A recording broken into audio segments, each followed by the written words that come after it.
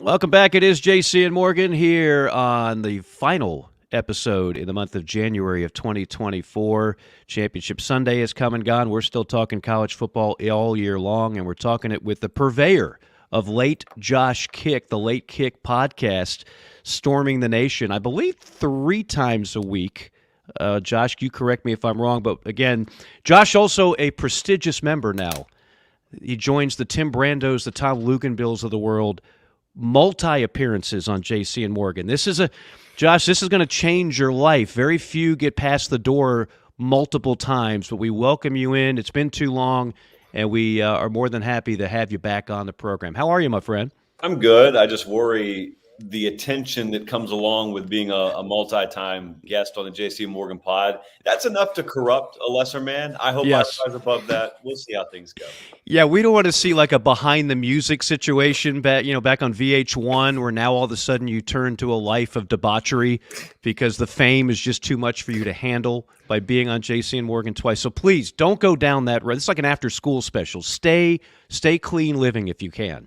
You know, those behind the music episodes, it was so funny how it was like jazz. All you really needed was the beginning and the ending because the middle was the same. The middle, Right. It's interchangeable. It doesn't matter if it's Def Leppard, one week Motley Crue, the next week Fleetwood Mac's, all the same.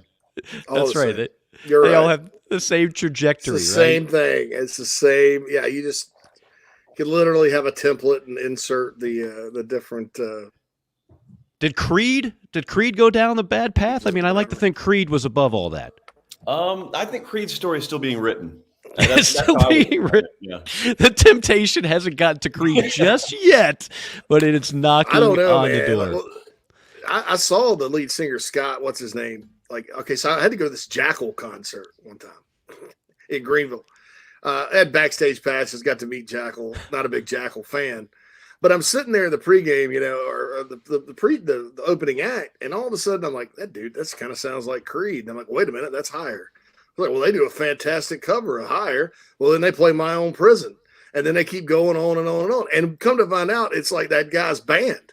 So in front of 40 people in a mosh pit at an empty amphitheater in Greenville, South Carolina, I saw the lead singer for Creed and his new band perform all their entire collection. Out there, and then Jackal played one song and we left. I didn't even know Jackal was a band. I am behind the times people here. Like them. I don't Okay. know. I don't know how to describe them. Redneck metal, maybe. I don't know. Nice. Josh, I know you and JC go back further than most. I know for years JC was talking about and singing your praises. There's this guy in Columbus, Georgia, which, again, shout out to Columbus. That was my big break coming out of college, getting to host a show and do play-by-play on high school football. So the mighty burgeoning metropolis that is Columbus is a special place to me as well. Reese Davis got his start there, another guy from good old Columbus, GA. And we all like just stories of guys who bust it and work in this business and create their own success, that they're not born on third base. I love on your Twitter, right there on the push pin is you basically had $0 to your name as recently as 2019, and here you are now, and obviously have burst on the scene. For those that don't know your story, they just see clips of you and get your takes on college football. Give us a little background on how you've taken this path to where you are. Yeah. It's fun to tell this story with Shurburtt there because Shurburtt actually, you talk about behind the scenes backstage pass. Oh, he had a backstage pass to it. So that story, I leave that thing pinned there for a very specific reason. Number one, it's sort of a mini testimony of mine. But number two, I know a lot of folks out there probably by the millions in a similar position as I was. So I'm out of high school, coming out of high school, and went to college. Had no clue what I wanted to do, just kind of floated, and ended up dropping out because I knew I was wasting money. I was not taking school particularly seriously and just had I don't know. I couldn't have answered the question, who are you? What do you want to be? I couldn't have answered that. So I went and worked construction for a little while, worked a lot of manual labor jobs, but ended up in a fabric warehouse down in Columbus on 12th Street. And I would listen to sports talk radio every day. I knew I loved it. I thought somewhere deep down in me, I probably had a little bit of God-given potential to do it, but I had no clue how to get in the business, had no family in there, had no connections, anything. So I would listen to sports talk radio there in Columbus every day, and I would just badger the program director via Facebook message at the time. Can I just come watch? Because I'd never been in a working studio. I'd never been around live production before. Had no illusions of him putting me on air. I just wanted to come observe. So he let me in there, and his co-host one day, probably about 5 or 10 minutes before airtime, a couple of months in, calls in sick, and he has no other choice. I just get thrown on the air, and never got taken off air. Actually, I was on air for the next 2.5 years doing that. And then a general manager from a local TV station down there calls out of the blue. He says, he actually left a voicemail because I sent it to voicemail. He said, I've never met you. You never met me. You don't know me, but I listen to you every afternoon on my drive home. And what you do really kind of mirrors a concept that we want to try, where we want to do a local late night college football talk show on air here on our CW affiliate. Would you like to do it? And I'd never been on TV. So of course I said, yeah. And I go do that and end up being their sports anchor and sports director in time as well, end up elevating to news anchor in time. But I'm all the while doing a local college football show. But the thing about it was Auburn, Alabama, and Georgia, because that was the overlap of the DMA. That's in Columbus. That's the 3 most prominent fan bases. And I really fancied myself as someone who wanted to do regional or national scope content. So I tried it on my own, and it got shot down very quickly because they said, you can't be producing independent content while you're on contract with us to produce college football content, which was, it sucked at the time because I didn't get the business side of it, but it was fair. And so I let about another year go. That was the end of my contract. They wanted to renew me under the same conditions. I turned that down because I wanted to do what I wanted to do. I was appreciative, but I knew what I wanted to do. And this was around 2014, 15, 16, when the streaming platforms started to add live components. What you're doing right now, the YouTube lives, the Facebook lives, that was a Berlin Wall moment because overhead and distribution were no longer the keys in the business. Everyone had overhead and distribution at their fingertips at that point. And so I realized pretty early on that that's a person like me, that's my shot. And they wouldn't let me do it, which was within their right. So I didn't renew my contract there. And come the last day of that contract, general manager and news director sit me down and they say, what are you going to do? We've essentially been calling your bluff. We didn't think you were going to leave. What are you going to do? And I told them very honestly, I'm going to start my own YouTube channel. And their exact words were, you can't monetize that though. Like, how are you going to make any money? Because this was at the outset of monetization in the YouTube game. And I didn't have an answer for them. I just knew that was the shot I wanted to take. So I came to an agreement with them to work as an independent contractor to continue doing their local news for fractions on the dollar of what I had been making. But the trade-off that I agreed with them upon is they would give me studio time 3 nights a week to produce my own content out of a working television studio, got all the bells and whistles, production control rooms turned over to me. And at that point, we started doing independently what ended up being Late Kick. Shurburtt would come on the show frequently. A number of guys who still work at either 247 or over at On3 now, they used to come on the show. Shurburtt, probably our most reoccurring segment that we would do because we did him once a week. And we scaled that audience from where we'd have 5 people watching to 20 people watching to 50 people watching. And then in 2019, Shannon Terry, who now owns On3, but at the time was the founder and owner of 247, called me and said, you've never met me, but I want you to come do what you're doing for us. And I came and have been with CBS and 247 ever since. What was the moment? Because you mentioned like it's 5 people, it's 20 people, it's 100. But what was the moment that you felt like, okay, now I've arrived. Now this thing has spread to where we're on the map, and it's not just a niche. I mean, college football in itself is a niche, but there's only so much space to carve out, and there's a lot of traffic there, and you've been able to find a really good spot, a landing spot where people feel comfortable listening to Josh Pate and getting your thoughts on the landscape of college football. When was that? What was that? The first answer would be the typical answer of, I don't really think we have arrived. And I believe that philosophically. But there was a moment in 2019, and that's when LSU started to make the run, Joe Burrow, Ed Orgeron. I remember the show was doing pretty good numbers, even though we didn't have a national platform, just had the YouTube channel. But we were doing pretty good numbers. But I remember going on the road to a couple of games that year, as many as I could afford to go to. And I remember that I would get recognized at road stadiums outside of just the immediate Auburn, Alabama, Georgia area. And that took me by surprise because I did not think of our show in that scope. I still thought of it as a local, kind of hyper localized Jordan-Hare Stadium, Sanford Stadium, Bryant-Denny Stadium. Maybe some people recognize me, but you start going to Ole Miss, you start going to Gainesville, you start going to LSU. And you get recognized. I guess that was a little bit of it. But I felt like in the summer of 2019, when we kind of jumped on LSU early, and then they started to make that run, a lot of the LSU fan base latched on to that. There's this guy up in Columbus who believed in us long before the national folks did. And I don't know, we kind of rode that wave a little bit, Mike, to where as LSU rose to prominence that year, I noticed our traffic, I noticed our numbers start to really scale a little bit. And from then, I guess in retrospect, that was kicking the snowball down the hill. But at that point, I just knew we're getting some good numbers. We're getting some good traction. I never really understood the scope and trajectory of scaling numbers at that point. Yeah. Well, you also have a unique, as someone who's spent a lot of time in television, we're so concerned about we've got to dress right and we've got to do there's makeup involved and the visual is such a big part of the medium. You go on there and you're rocking a schmedium white T-shirt every day. You spend a good amount of time in the weight room.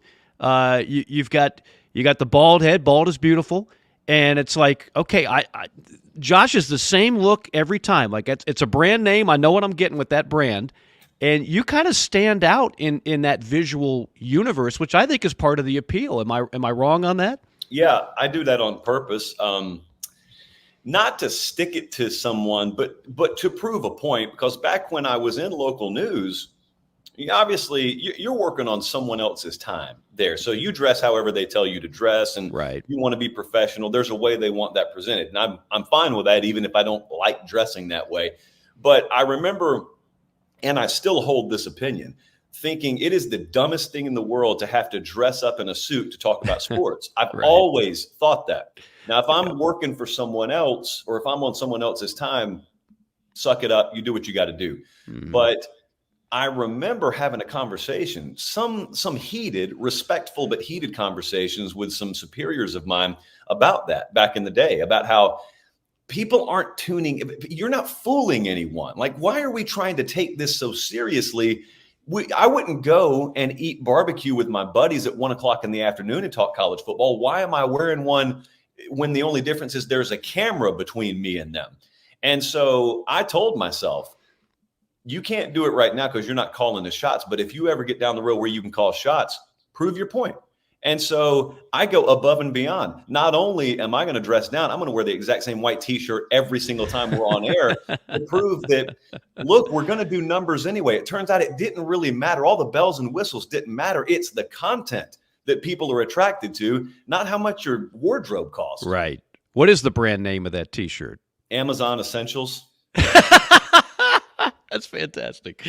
That's for what does that go for? $14.99? What are we looking at? Oh, Mike, you can buy them in bulk for $14.99. You're overspending if you spend $14.99 on an Amazon T-shirt. I'm taking advantage of Amazon Essentials. Yeah, that's good stuff. All right, are you ready to dive into some football? Because I thought you one of your tweets out there I saw pretty much defines what is going to be the conversation. And as we talk about on this show, we're so fortunate in this era. College football is become the NFL in that it's a 12-month-a-year sport. I mean, it really is. So we never have things to struggle with content no matter what time of the year it is. And you put out a simple tweet, which is, okay, what is going to be the biggest story of 2024? And honestly, I don't know where to start. I mean, I think the biggest story here lately has been all the money that Ohio State has been spending and what they've been accumulating. And then, of course, we finally know Jim Harbaugh has landed the NFL job that I think most of us thought he would, and that now you're looking at Sharon Moore falling. You could almost say Harbaugh for Michigan standards was a legend, and that he finally won a national title there, beat Michigan consecutive times. That's legendary status. So some of the biggest story, the SEC expansion, the new TV deal. Where would you start with your very own question on the things you're looking at the most in 2024? I think the realization of reality is the way I tried to phrase it for acronyms purposes. But everyone knows we've had realignment, but you haven't seen it. Everyone knows Texas and OU joins the SEC. Everyone knows the 4 teams from the West Coast join the Big Ten this year. But you haven't watched it yet. And I think there is a realization coming for people who still want to hold on to that Power 5 or Power 4 kind of idealistic view of college football.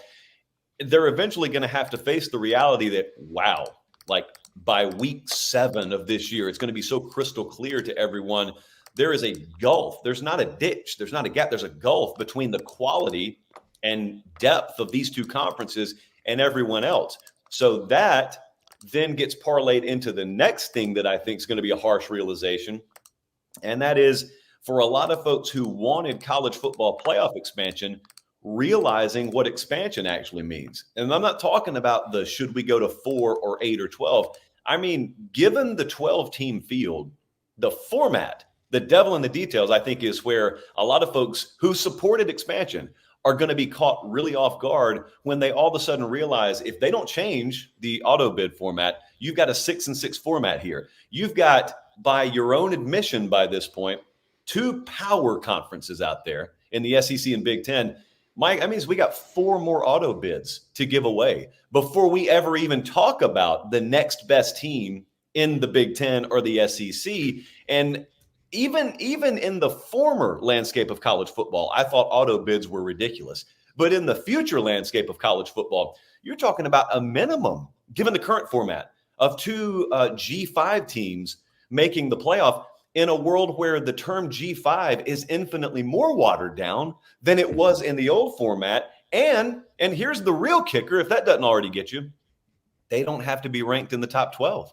It's just the highest ranked conference champs. So you could have a world where LSU goes 10-2, 9-3 in their 3 losses or the top 10 teams. And then you've got UTSA ranked 18th. But because they're one of the 6 highest rated conference champs, they're going to the playoff. And you got Vegas telling you LSU would be a 24.5-point favorite against them, but that doesn't matter. And so I'm very curious about a lot of the folks who were proponents of expansion. Once you see what expansion actually consists of, how do we feel about it? How quickly is it rectified? Do people look at that and think it's a problem? Or do they just worship inclusion for the sake of inclusion? Competition, strength of schedule will be damned. Like, how is that going to be interpreted? To me, that's very unknown. It's a great question. I'll just offer one theory on that. And I always try to remind people, because you still have people convinced the NCAA runs college football. The NCAA does not run college football. It runs college basketball. The NCAA is about inclusion. College football is about what's best for me, my conference. Those folks that run it, and Petiti and Sankey, are going to truly be almost like the co-commissioners of the sport, in my opinion. They are going to determine some of these new rules and regulations on the playoff format. So to your point, I'd be shocked if that stays in place very long, the top 6 conference champ. I just don't see it. There's not an appetite for it. And furthermore, there's not a vehicle like the NCAA powerful enough to push for it. Instead, the people that run it, the people that run these mega conferences, are going to say, no. We're not going to lose a 5th or 6th SEC Big Ten team to your example, Texas San Antonio. We ain't doing that. Right. I think that's going to be the first thing that gets changed. Yeah, the other question there, dovetailing off that, is I don't think most people realize the playoffs' fate beyond the next 2 years is totally undecided. Now, there was a Pete Thamel report in the last few weeks that maybe you're approaching a deal where ESPN acquires the exclusive rights to the playoff, but that's not what I'm talking about. I'm talking about the actual structure. Is it going to be 12 teams? Are you going to have the 6-6? Is it going to be 5-7? Like, what's the format going to be? And I'm like you. I don't see any world. In fact, I'd go a step beyond that. They have the power to go total rogue ball and say, we're not going to sign off on a format with any auto bids. And they can take that stance because they know they themselves don't need the auto bid. They'll get multiple teams in anyway. The less auto bids, the better it is for the SEC and the Big Ten. And at that point, what do the other conferences do? If they really want to put all their cards on the table, do the other conferences say, well, you guys got all the sway in the room, we'll sign off on it? Or do they say, no, we're not going to agree to this destruction, and as a result, you got a stalemate at the playoff table? And at that point, then do the SEC and Big Ten say, all right, you want to do that? Our counter is we take our ball and we go play in our own world that we create for ourselves. So I think there's a haze, like when you know you're about to drive into fog. That, to me, that's what the future of college football and college athletics look like here on multiple fronts. I just happen to think that particular front is going to be the biggest domino that knocks down every other domino that falls. What was your reaction when Saban announced his retirement? I was just outside of Publix, downtown Nashville. I was very surprised. I rushed home to drop stuff off because I had perishables in the car. And then I headed over to the studio. I thought to myself, not so much the Saban portion of it. I thought about the gigantic ripple effect that is tantamount to like an asteroid landing in an ocean as it impacted college football. And that's still being felt. And I also, in the immediate aftermath, I thought to myself, have we seen the last of anyone doing what he did? I think the answer is yes. Mm-hmm. I thought to myself, and I ended up talking about it on the show that night, what it was like for me to grow up down in the South. And Paul Bryant had already passed away before I was born, but I would hear stories about him. And I looked at him almost sort of like a Greek mythological figure. He seemed like, less than a god, but more than a man to me because of the way he was deified and the way that the aura around his name and presence was presented. And I always remember growing up thinking, I missed that. I didn't get to experience that. Nothing like that'll ever happen again. And then you realize it happened again. And you had a front row seat for it as a fan. And if you were able to be behind the curtain like we are, you actually got to spend time with the guy. You got to soak in knowledge. You got to just observe it from the closest vantage point one can observe it from. And so my thought, and this is how my mind works, my first thought was, oh man, like 30, 40 years from now, they'll talk about this day. But unlike the Paul Bear Bryant situation, I'll actually be able to be the guy telling the little kids, yeah, I was there. Yeah, you want to hear about it? I was there. So that's where my mind went. We have a glossary on this show. You have kind of one of your own terms that you invent, if you will, out of thin air and very catchy. You have one for Bama fans, the modern day younger Bama fan, the trust fund fans, kind of the fans that grew up on third base, just watching their team compete for a national championship seemingly every single year. That being said, like the Kalen DeBoer hire, it makes all the sense in the world. And he got my vote for Home Depot Coach of the Year back before Nick Saban was even a thought to retire. I think it's a great hire, but I also acknowledge it could fail. It could absolutely fail, and no one is going to be able to follow up what Nick Saban did. So I'm just curious, I'm sure you get a lot of trash talk from Auburn fans. Oh, this is Brian Harsin 2.0, which is ridiculous. But just your overall impressions of the hire and give me a little forecast that you see for Alabama football in this new regime. Yeah, so twofold. I couldn't think any more highly of Kalen DeBoer than I do. I think he'll be a success there. And the big question, Mike, that people have from what I can tell is, can he recruit? And I get why that's a question. Number one, you're coming into a geographical territory you've never coached in. And number two, there's not a track record. Like if Dan Lanning took the job, he has track record of recruiting at a high level at Oregon. So people would think it's a copy paste. Just do what you're doing, do it at Alabama. Mm-hmm. The funny thing is the guy who's gone 3-0 against Lanning is doubted because he can't recruit. And the ultimate job of recruiting is to get players to beat the other team. But I do get what they're saying. All right, so here's my follow-up. when people say he won't be able to recruit, I ask him, what do you think it takes to recruit in the South? And they will inevitably say, oh, you got to know people, man. You got to know people. And I agree with that on the surface, but the spirit of that, I disagree with that. I think they're putting the emphasis on the wrong word. They say you got to know people. And I think you got to know people. I think you got to be relatable. I think you got to be a grinder. But I also think when you walk in a room, there has to be this magnetic quality that draws people to you. He's got that. All right. DeBoer's got that. You'll never doubt that. So the only other question is, do you possess the relentless desire to work? That's what costs a lot of guys when they come down here, is they realize, yeah, it was hard work at the other place, but there's no grind like the SEC schedule. And I'm talking about off the field. I don't think DeBoer's turned off from that. Like, he is that. When you raise the hood on him, he is that. So if you're a grinder, if you are relentless and you are good with people, in time, you're going to be a good recruiter in the South. The other trade-off with him is, I don't know how many times we watched him beat a team in his career with the second best roster on the field. So I don't probably need a top 3 class from him every cycle. I need him to be a solid top 8 to 10 recruiter, and then take your chances on Saturdays, because I think we may come to find that he may have the best head coach OC-DC combo in the SEC. And if they've got enough talent there, the drop-off will always be a drop-off from Nick Saban, because no one's duplicating that ever in this sport. But I think they'll be very competitive. And the expectation of Bama crashing to earth, I don't think it's such a founded expectation as it is a wish from a lot of people. So you're right, though. There is a chance that it fails. I just don't think it's going to fail because Kalen DeBoer got overwhelmed and couldn't process how to win in the SEC. Arguably, the two programs with the most resources that had open jobs this year were A&M and Bama.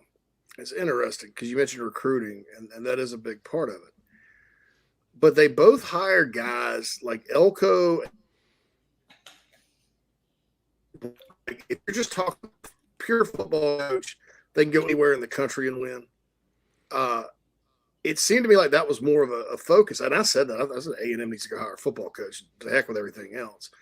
Do you think with the transfer portal and the fact that, man, you could lose 20% of your roster every single year, and you're not going to know personnel from year to year, and you're going to have to kind of go find guys and patch holes and stuff with the way it's going, do you think there's more of an emphasis with administrators on guys that can actually coach the game on Saturdays, more so than maybe some of the hype guys we've seen, or the guy with the big name, or the guy that's got this big long recruiting list? Because Bama and A&M definitely hired straight up football coaches. Yeah, I think it's very, very intentional, the direction that a lot of hires will go in the SEC and the Big Ten. I think in the coming years, you will see a trend with the most well-resourced programs in America to shift emphasis from recruiting/talent acquisition capability to X's and O's CEO organizational structure capability.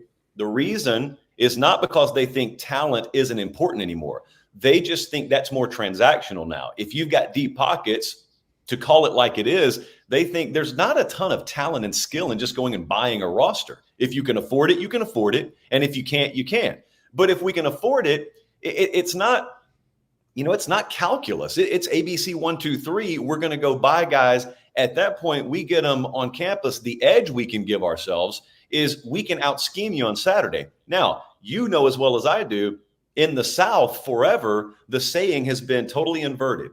The saying has been, you don't out-scheme guys in the South. It's about having the players. And it always will be about having the players. It's just the way you get the players has changed a little bit, to which someone in the comments will say, are you saying money was never a part? Are you saying transactions were never a part of talent acquisition? No, I'm not saying that. But anyone in their right mind who thinks the way it's being done right now is just the way it's always been done, it just displays their utter lack of knowledge of the inner workings of college football. It's never worked like this. And also, it's never been legal, or at least legal to the point where you've got the free reign to do whatever you want to do. So if I can go buy rosters, and I know my head coach can do that, I'm not placing emphasis on that so much anymore. I'm going to place emphasis on what you do with them once you get them here. we all have the benefit of spending time and talking with coaches, and I think it's safe to say we all hear a lot of the same things about the way this thing is set up right now with no guardrails is an absolute show. Okay, the coach, it's not, and I hate when people take that and twist it into, oh, you just don't want players to get money. Right. No, that's not it at all. I've never run into a coach that doesn't want players to get compensation. And we all know it's been happening for decades and decades, but now it's obviously out in the open. But when you don't have any structure, and when you have players essentially acting like pros but without contracts, excuse me, so you can threaten to leave anytime and do, you take the bag and then you just go for another bag a year later. That's not the way the NFL is set up. So it's completely upside down. And I know for a fact there are some very powerful people in the sport that have been trying to get people in Congress to do something, anything. And I know that there's even talk about possibly disbanding from the NCAA altogether. There's a lot of things that are going on right now that aren't getting the same light of day as the other stories. I guess my question, Josh, for you and on your take of what is the next shoe to drop? Like when is this thing going to get modified? How will it get modified? Are we going to have this same conversation 3 years from now where it's just clearly the wild, wild west? Oh, boy. Do we have 3 hours for me to answer this question? Well, is our heart out before lunchtime? Yeah. We don't have a heart out on JC and Morgan. We just go where we go. We don't have hard outs. We don't have easy answers. I do think, all right, so this is going to sound gloom and doomy on the back end. So let me lead it with sunshine. I don't think we've ever had an environment where the power players at the college football table are more motivated to get it right and to fix things. Because I believe that enough people are bent sideways about the current structure or lack thereof, that the motivation is there and the right signatures would be able to be gotten on the paper. The question would, of course, be, well, what are the fixes? And I think it's multi-layered, but at the core of it all is very simple. You've got to decide what the status of student athletes are, because they're not student athletes. So you got to decide, you go in the employment route, can you collectively bargain without that? At which point we need a fourth box on here so we can get the JC and Morgan lawyer to say yes, no, yes, yes, no. But I think Jackie Childs on line 4. Yeah, there you go. So we'll text him. But once you get that question answered, in theory, everything else starts falling into place. It's just that answering that question is the hard part. And the reason I say everything else falls into place is because very obviously, if you've got concessions or agreement or walk in lockstep with the players on issues like compensation and therefore issues like NIL and portal, well, you can get their signature on a piece of paper that includes guardrails and includes minimum service time in exchange for us giving you maybe a share of media rights revenue, which I've always thought was the Pandora's box in a good way to all this.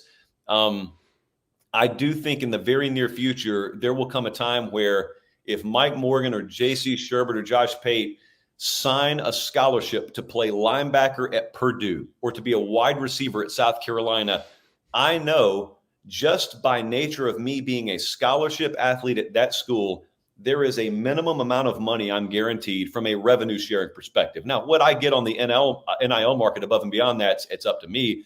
But that's what the spirit of NIL is supposed to be, not inducement pay for play as it is right now. How much will a certain amount ever be enough? What legal authority do you have to oversee that? Who's the governing body? Those are the unanswerable questions right now, because if you think about this, I had someone put it like this to me the other day from the legal community, and it was a great point. They said, the letters NFL mean something.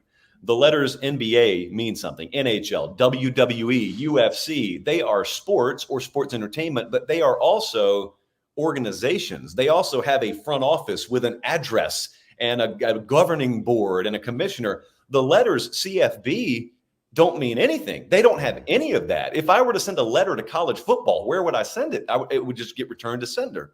And so in the future, whether you have the traditional setup of a commissioner's office or not, I think that once you get those signatures on board and once you have it get bad enough, And once you start losing good people, more so than we already are, because of a lack of structure, then I think change will happen. That's the status and nature of life. Once things get bad enough, change will happen. I used to always get told that about food I didn't want to eat. Once you're hungry enough, you'll eat it. That's the end of the story. Closing minutes here with Josh Pate. Again, the podcast is The Late Kick. You can catch that on YouTube and a number of other formats now as it continues to grow in popularity. Josh, you've got the Amazon T-shirt. Well, maybe you don't because that's got an Iowa State logo on. I don't know where that came from. Yeah, Brock Purdy in the house. Yep. Let's get an Amazon Karnak prediction hat on for maybe some other time. Tell me where you think. Let's come up with a timetable here. 2 years from now, 2026. Where will Florida State be? Oh, man.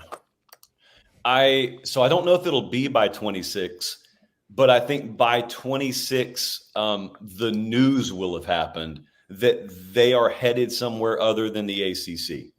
I don't know how. Well, so I'll save you time on the back end. I have no idea how it happens. I just don't. It's so untenable. It feels so toxic.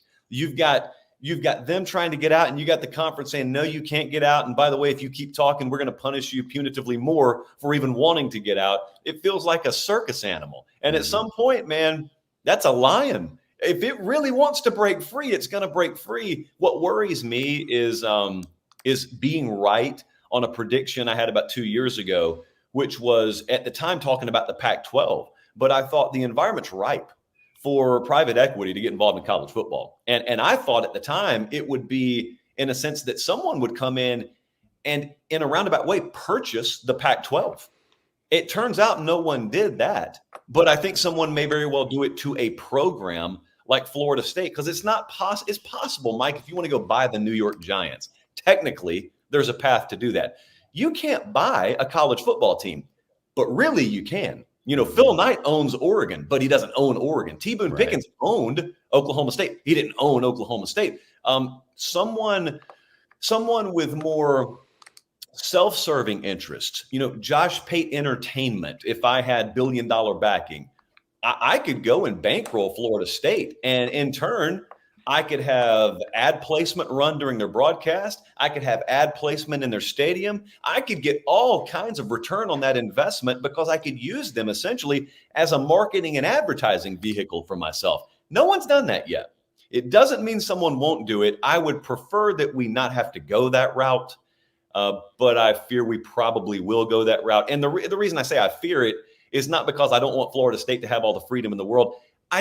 I think we've seen a million times before. This would just be 1,000,001 of the danger of entities like this getting in bed with private equity to bring an ends to their means. It would be the ultimate. I call it in the case of SMU with what they did, like the ultimate cojones on the table move. Like we don't need your stinking money. We'll take care of everything.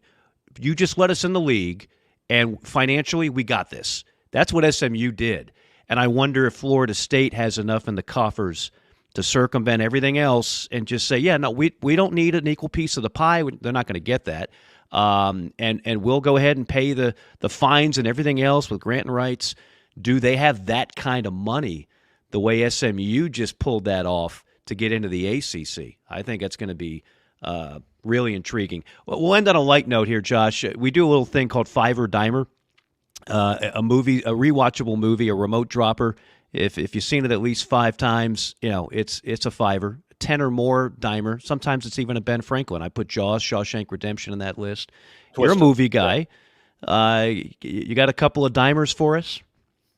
Well, Twister is my dimer. Twister? I love Twister. Wow. Yes, that is him. That. Yeah, he loves that movie. Wow. Man. I saw that in Columbus, Georgia, in a movie theater, because that's when it came out when I was rocking WDAK. You know, the Carmike Cinema's there. You know, they had to repair the walls, because obviously I saw Twister in theaters in Columbus too. We may have been at the same showing. Yeah. they had to repair the walls. There was a big article in the Ledger Inquirer down there about how that was one of the first movies that came out with the full like Dolby Digital, whatever they did to upgrade the audio, and it cracked one of the walls in the Right. Carmack Cinemas movie theater. And I thought Twister and the folks in the production company missed a golden opportunity to use that as marketing for the VHS release. Hey, man, Oh, we nearly tore down movie theaters. Or imagine what this will be like in your living room. that's fantastic. And somebody in chat row mentioned that of course, the whole cast, the late Bill Paxton. Somebody mentioned Helen Hunt. I used to make the analogy with Arkansas football 10 years ago in the SEC. They were like the Helen Hunt of the Southeastern Conference, who you're not sure if you find her attractive, and if so, to what extent. That to me was Arkansas football. Like, you're not sure if they're really good or how they fit or to what extent. It was just kind of this big cloud of nebulous matter. That was for Helen Hunt for me back in like the late 90s, early 2000s. You want to know something else, Chris? Is number one, I do have a tornado on my shirt this morning. Yes, you do. Cyclone, Dave. And you've been there, right? You've been to Ames, right? You now get to go everywhere. Yep. That's the beauty of your job now. Yeah, I love Iowa State. I mean, you've got a tornado for the logo, and you've got Hulk Hogan color scheme. I don't know how. Like, that's the Venn diagram for me is a perfect circle on Iowa State. But Helen Hunt was in Twister, but Jamie Gertz was also in Twister in sort of a supporting role. And I think the single wildest bit of trivia from Twister is not the late Bill Paxton or the late Philip Seymour Hoffman. It's a star-studded cast. Really? Jamie Gertz is in that movie. She's now part owner of the Atlanta Hawks. Yes, I see her at Hawks games. Yes, she went from the stunning girlfriend on again, off again of Andrew McCarthy and Robert Downey Jr. in Less Than Zero, which is like this dark movie. If you haven't seen this, Josh, you need to rent it. Less Than Zero is we're a little older than you. It's a late '80s movie, and it's the total talk about trust fund kids in California. But one of them, Robert Downey, which would obviously be a parallel path to his real life, he turns into a drug head. And his life just goes spiraling out of control. And you've got the Bangles soundtrack, Susanna Hoffs going Hazy Shade of Winter. And you've got McCarthy. Jamie Gertz, that was the introduction to her. She's also the one that wouldn't spare a square in Seinfeld. Right. That's right. So let's give her proper due on the cameo on that show. The more you make me think about this, I've probably seen Twister at least 10 times on cable. That is a dimer. Well, the way I sell it is, so I'm actually a storm chaser. So of course it appeals to me for different reasons. But wait a minute. You're a storm chaser. You're out there chasing storms? Oh, this is a whole other show. Hobby, man. Yeah. How did I not know this? Look, that's why I love college football, because it allows me to be free in the spring to go chase. I'll be all over the place. But so that my part 3 appearance on this show, that's what we can dive into. Oh, definitely. But what I tell people who want to nitpick from an atmospheric scientific approach, a Twister didn't get this right or that right, whatever. It's a movie, man. We're not talking about convective available potential energy here. Like, what we're talking about is we want to nail the culture and vibe. And as someone who does this stuff every year, never has Hollywood captured the true essence and vibe of something more than they captured what it's like to be on the road storm chasing as they did in Twister. Unbelievable. It's like a shot-for-shot remake, running into your buddies at the gas station, grabbing food when you can. It's very much like a fraternity locker room mentality, except you're chasing tornadoes and you could die at any moment. Maybe the best fake flying cow scene in cinema history coming from that movie. Well, at least top 5. At least top 5 flying cow scenes. Yeah. And you've got me thinking about the cast. Wasn't Ferris Bueller's buddy, who was also now in Succession, he's in that movie. Cameron. I don't know his real. I don't know the actor's name. I just call him Cameron. Yeah, Cameron. The guy who plays Jonas. He's got a weird name. He's in a lot of stuff too. He was in the Saw movie. Okay. The guy that ends up getting killed at the end. Spoiler alert. But there's a lot. There are a lot of big time names on the cast. Yeah, man, good call. We've never even brought that movie up. And I make the analogy, now you're probably a bigger fan of it being the storm chaser that you are, but like when I say this about Roadhouse, I acknowledge Roadhouse is a 2-star movie, but I'll watch it every time it's on. You can love a 2-star movie. You can acknowledge it's not a great written film, there's not great acting, the plot is predictable, and still love the movie for what it is. Where's my car? That's essentially what you're talking about. Yeah, there you go.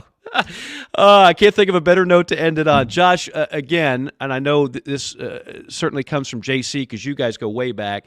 Couldn't be happier for your success. It's the kind of story that we root for. Keep up the outstanding work. We welcome you.